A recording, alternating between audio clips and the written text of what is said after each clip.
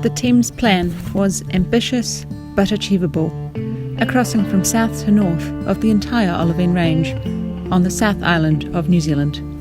They would fly into Olivine Hut in the Pike River Valley and make their way onto the seldom trodden Olivine Ice Plateau.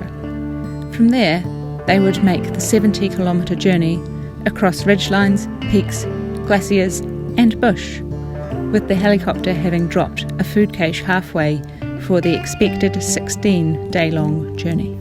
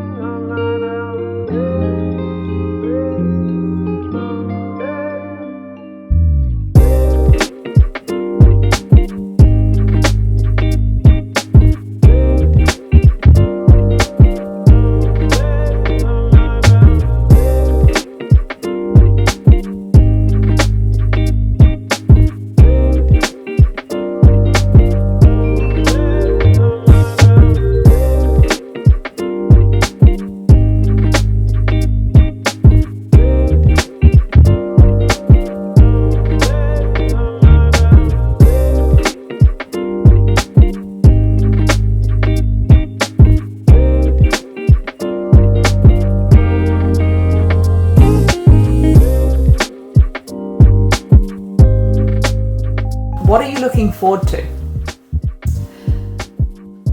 I'm really looking forward to finally getting up to the Olivine Ice Plateau. It's a place that I've heard about a lot and seen pictures of and never been.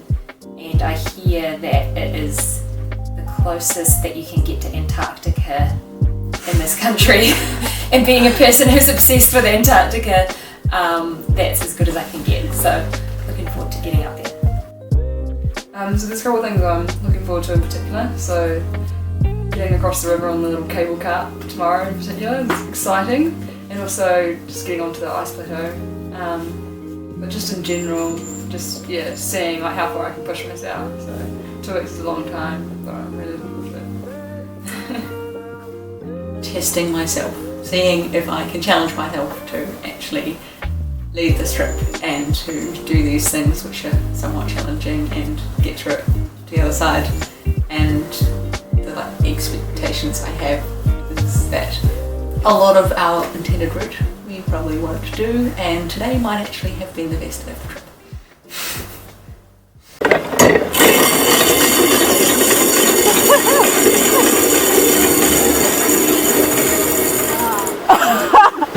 That went well.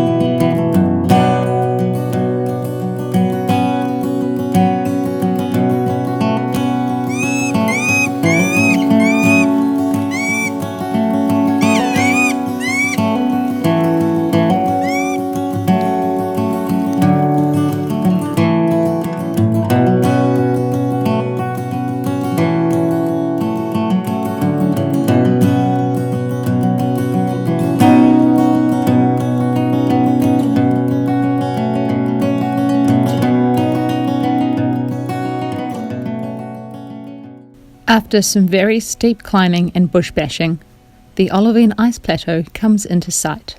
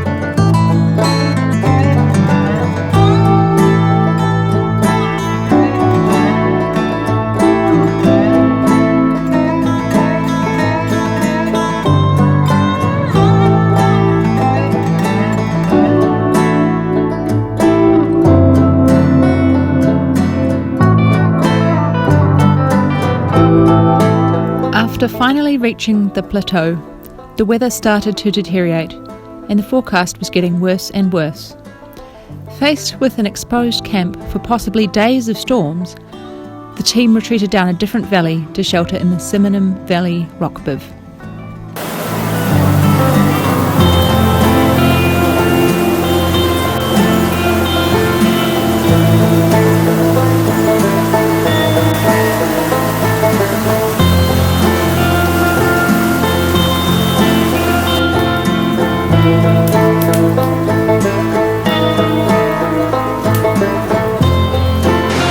2 days ago, it started raining for a day and a half.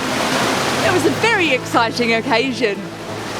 Yesterday, you can see that stick there. That was where the water reached when we got up in the morning. By the time we went to bed, it had gone most of the way back out to that far flax bush. But and then today's weather was supposed to be good, or at least it was described to me as good. Except today the river reaches here.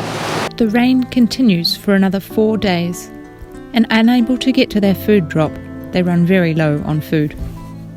Day 6. We're on desperate rations. Katherine is mixing her Crushed up wraps with peanut butter. crushed up wrap remains together with peanut butter. Waste not, want not. We're at fancy restaurants with tiny portions. And we're put the garnish on. There we go. Nice. Brilliant. After another 2 days stuck in the cave, the weather clears and the team, totally out of food, decide that they will try and get back on track via the Cascade River.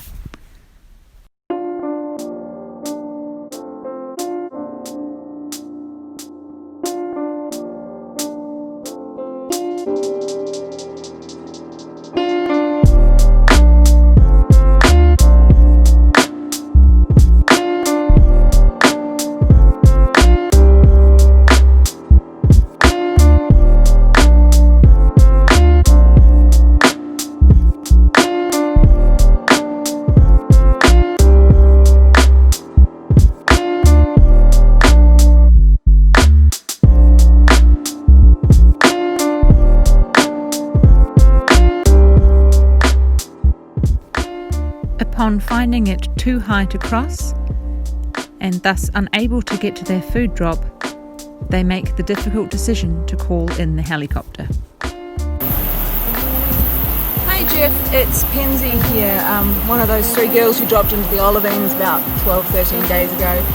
We've kind of walked ourselves into a bit of a situation where we, what with the weather and conditions not being ideal, didn't manage to get to our food drop.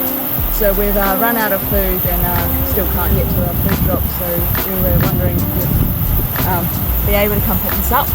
Welcome to our last evening of our trip. We've got dinner served in front of us, which consists of a cup of tea, black tea, a third each of... Well, no, that's half each. Katherine can't eat that. Katherine can't eat it because it's got gluten in it, of some nuts and crumbs. We've got... Well, Katherine should have all of those and we should share that. This many peanuts, You could probably there's probably like 15 of them in there. We've made up some dehydrated hummus. There's actually, decent amount of hummus. Some soggy strips of marinated tofu. Not many. What else have we got? Marmite. Go ahead, dig in. Pepper. Pretty much no lemon curd. Over there. A Kendal mint cake and this much cheese with a sandfly stuck to it. Bon appetit!